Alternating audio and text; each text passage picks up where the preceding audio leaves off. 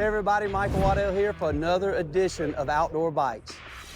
Louie, buddy. Hey Michael, Man, how you doing, man? Long doing- time no see. I know, man. It's so good. I got so much to talk to you about. This takes on a whole different conversation because obviously I know your work and I know y'all reformatting Gunfather, now the renovations. Yes, sir. And obviously me, being that I am a little country and I actually got a lot of guns, I've always wanted to take some of the guns that I have, see family heirlooms, and let you look at them. But before I talk about what I got that I want to bring to you, so I guess I'm asking if I can just bring, whether you video or not. I just want to use your expertise. But so the new show, the Gunfather renovations, what all is that about, and what inspired you to kind of go that direction? You know, we were on the Outro channel for a few years. You know, we really enjoyed it, and the world got to see my family literally grow up on TV, like yourself. True. You know what I'm saying to you? But you know, now my kids are kind of grown, and I don't have that. You know, nuance with my children anymore, and so on and so forth. So we decided to reformat the show, okay? And reformat it to where, this is what happened. You know, Colt, okay, picked us up as our presenting sponsor, okay? But what happened was, is so much came with that I never realized. The stories. So many people that own Colts and other guns, no less, okay? All we hear is, we keep hearing stories and stories and stories behind the gun. So I'm sitting there and I'm thinking, like, how great would it be to come up with a new format of letting the gun be the star of the show, not me or the shop or anything like that. Let the gun be the star of the show. And we're going to be working on that gun, and we're going to see every phase of that gun. You know what I mean? Yeah. And you know something? It's really taken off. And the stories that people call and tell you about their guns are absolutely amazing. I'm sure, like you have guns that were your dad's, or so on and so forth, or maybe even grandfathers that were just like so dear to you. Yes. You know what I'm saying? Yes. Well, and what you're talking about, Louie, is kind of dear, is really dear to my heart, because what you do, and I was just talking to Joe Montana about, you know, gun stories. Sure. So Love in reality, there's so much more than just this gun. Yes. I mean, you got the Second Amendment. You got, obviously, we hunt. Absolutely. We shoot. But this is almost like a kid. It's a relative. Yes. And the number one thing is funny, you know, if you get to the point where you say, hey man, I got to do a will or any estate planning. Oh yeah. For me, the first thing I did, I remember sitting down with my wife and I was like, listen, these 4 or 5 guns right here, I've got hundreds. Sure. These 4 or 5 guns, man, I want to make sure, first of all of my kids. Absolutely. And I've listed like my best friends that I want this gun because maybe this guy's a big turkey hunter and this was my favorite turkey gun. And so even for me, my pawpaw, he passed away when I was 12, but ever since I was little, he had this old Winchester pump. Oh yeah. Gun, and the story was he bought it when he was like 10 years old. Isn't that amazing? He saved his money and so tradition. I remember it's heirloom. Heirloom. And my pawpaw made corn liquor. He was a moonshiner. I love and there's stories of with his 22, and I'm hearing it from, you know, cousin Wilbur and Leon, and my dad used to tell me stories. Say, yeah, my dad, old pawpaw, they'd get about half tipsy and shoot cigarettes out of each other's mouth with this gun. Crazy. Like wild, crazy Southern rednecks, you know. And I like that story. I tell you what, how about submitting that story to us, and let's do that on TV, dude, man. See, I was auditioning with my gun. You are, like, man. Like, I have to do your gun. We got to do that. So you'll go, and not only can you understand the history, possible the worth, but then you'll take a gun because there's, I think the stock is cracked. It's I love it. Still works. Oh yeah. And I remember it was one of the last pump guns that you could just hold down and pump it, and it steady shoots, kind of like a semi-automatic if you keep pumping it. Michael, I could tell you that I would take that gun of yours, just like we would all these heirlooms that we do on television. Yeah. And when I give you the gun back, you're gonna just look at it and you're gonna say, oh my gosh, this gun is 100 years old or 80 years old, and it's literally brand new again. You know what I mean? And that's how, like, say your pawpaw got it. Yeah. Originally. And now that's how you can take it and give it to whomever you want to heirloom it to. You know what I mean? Yes. But like, you know, we have an amazing staff.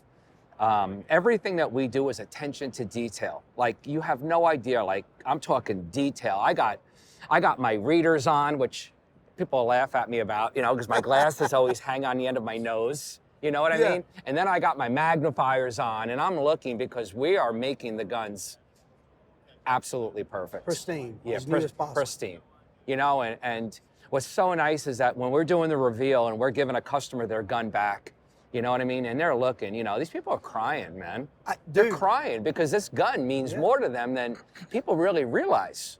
You know what I'm saying to you? Well, there is, and knowing the history of what those stories mean, because it's funny, even as we talk about this experience for me with this 22 long rifle, my uncle, the gun was left to my uncle, and he passed away 2 years ago, and his kids, one of his kids had passed away, the other had got incarcerated. Sure. With tears in his eyes, he come to me and he said, Michael, wow. He said, this gun ain't worth a lot. He said, but this was my dad's gun. It was, you know, your dad's gun. He said, and I'm just concerned with my situation. If something happens to me, that my kids, you know, Denise is gone, Bobo's incarcerated. He said, but if they do get it, I'm afraid that maybe they'll just pawn it and not know it have any worth.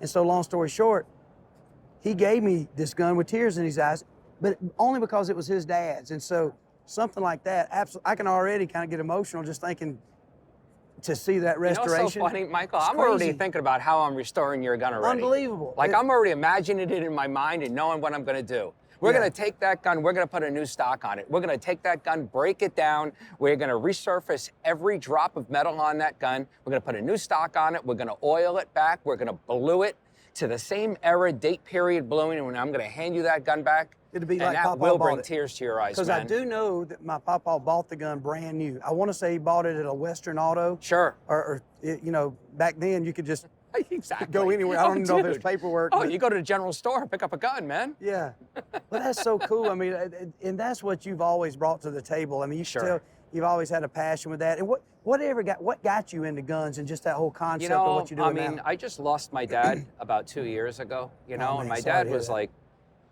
you know, it's your best friend. Yeah. You know what I mean? Oh, no doubt. You My dad's know, my best and friend. my dad's hobby was always guns. You know, and I was pretty successful in New York, but you know, like I used to peddle guns. I used to fix guns. I used to buy and sell guns when I was in New York, other than the industry that I was in.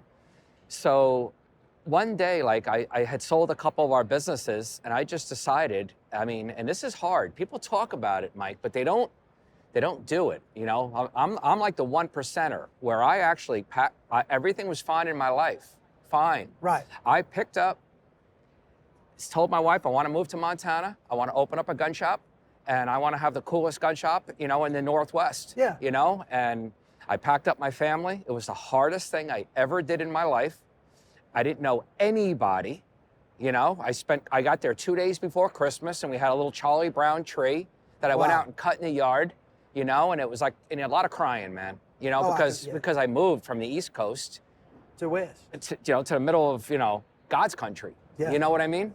And I just started working out of my garage, and before you know it, I opened up another shop, and then I opened up another shop, and then we hooked up with the outdoor channel, and it was just like things are exploding. Yeah. You know what I mean? Right. And I'm really, really glad, because what they say is, if you do what your hobbyists say for a living, you'll be a happy man for the rest of your life. Right. And I know now that this is what I was meant to be doing, okay, was restoring guns, fixing guns, buying, selling guns, and I'm very, very happy, Mike. I really, really am, man. It's been I say it a lot, you know, when I walk to different vendors in the show and so on, but I just feel like God's sitting on my shoulder the whole entire time I'm walking around, man. That is so cool, man. I'm happy that you're happy. You know, it's funny. That's one thing that I've noticed here. Obviously, there's a lot of people on the network. Myself, we're all similar in age. Sure. There's a certain peace. We are. We all kind of grew with each other, didn't we? The white is coming. I know it's coming in. And you know what it is? There's a grace. And I had my friend Jimmy John tell me one time, because he was always smiling. We're just survivors, man. You know, we've lived this life. Sometimes it feels like a video game, but we just keep growing and going, and you get knocked down, you get back up, and it's just good to get to know you, Louie, hey, Mike, and I'm so proud of you. I think we're getting better as we get older. I think so. Don't you? I think like, aren't you more dialed in right now? 100%. But you know what it is? It's that grace. It's that I don't know, it's the security that comes over us, Yeah. and I see it in you, and Thank it's you, just, man. it's amazing. And that's why this, you know, a sportsman's channel, outdoor channel, I think is growing in strength because of the fact of Absolutely. our security. Everything gets secure when Oh, we yeah. get secure, and we're all happy.